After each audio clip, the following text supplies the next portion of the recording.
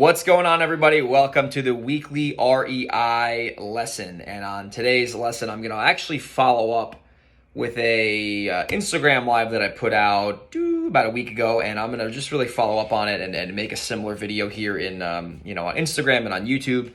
So if you're watching this for the first time, if you could subscribe to my channel and like the video if you think it's valuable, it would mean a lot to me. My goal is to get to 1,000 subscribers within the next 90 days, and the best way to do that is to have people who watch this obviously like it and subscribe, so it would mean a lot to me if you can do that.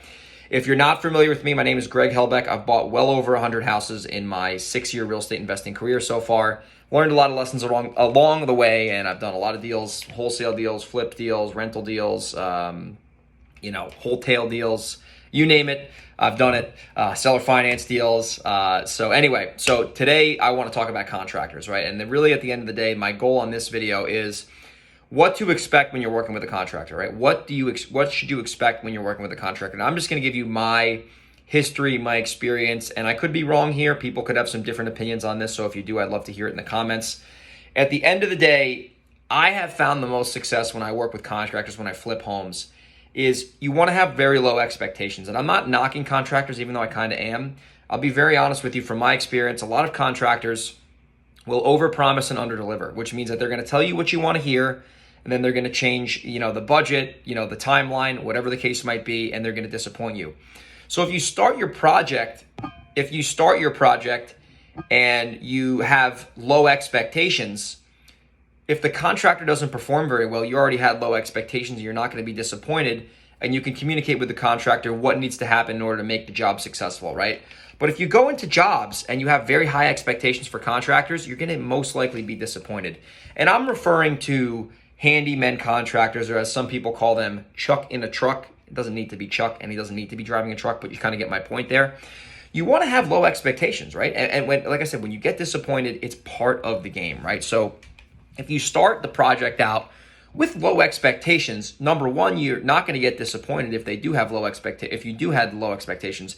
But if they do better than expected, you're going to be pleasantly surprised, right? So I just did a flip a couple months ago, and I had some low expectations for the contractor. And I'll tell you what, he did a really good job. And then the other contractor who did more of the kitchen work, I had low expectations for, and he did a great job, right? So I was really surprised with how that job ended up. And because I had the low expectations, and they exceeded those expectations, I was really happy. The project worked out, made a bunch of money, and it was all good, right? Here's the other side of the coin, right? So I just closed on a property last week in Delaware, and I had a bunch of contractors make me bids, and I had somewhat low. I actually had some high expectations for this one guy who came in at a really good price.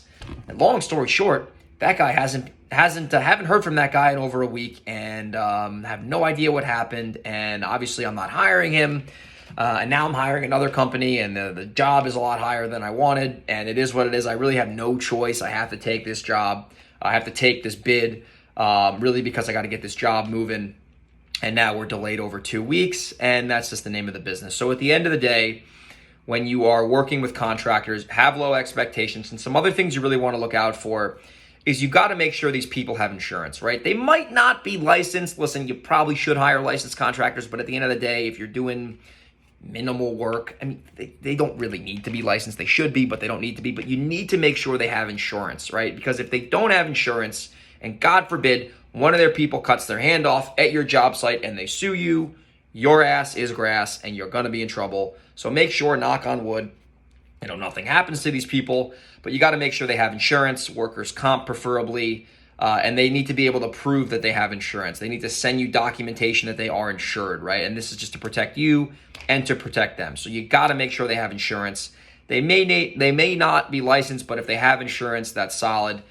You also want to make sure, do they have references, right? Are there reviews online of other customers they've worked with, right? Like, can you call some references, assuming it's not an old cellmate of theirs, get the joke, and, there are other people that can say they did what they said they were going to do, right? Or did they say maybe the person was a crook? Maybe you go online, you research them, you go in a couple Facebook groups, and you find out they may have stole from a client or something like that. You got to do your research, you got to ask for references, you got to make sure they have insurance.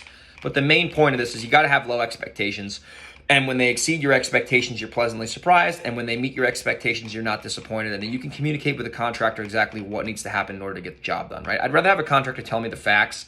Maybe the budget was a little higher than I like.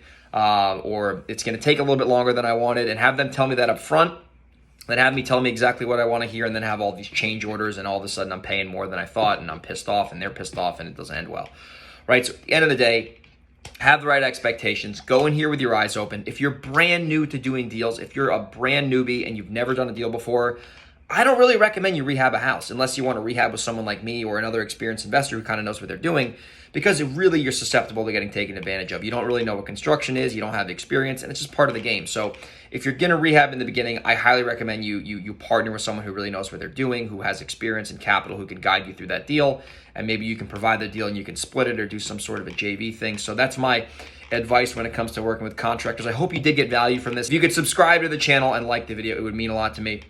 And if you're in New York or Delaware or San Diego and you want to partner with me on deals, you want to JV with me on deals, you want to work together, email me, greg@velocityhousebuyers.com, and we can talk about doing some deals together. We'd love to partner with you. We'd love to buy deals from you. So give me an email if you're interested in that, and I'll see you on the next video. Take care.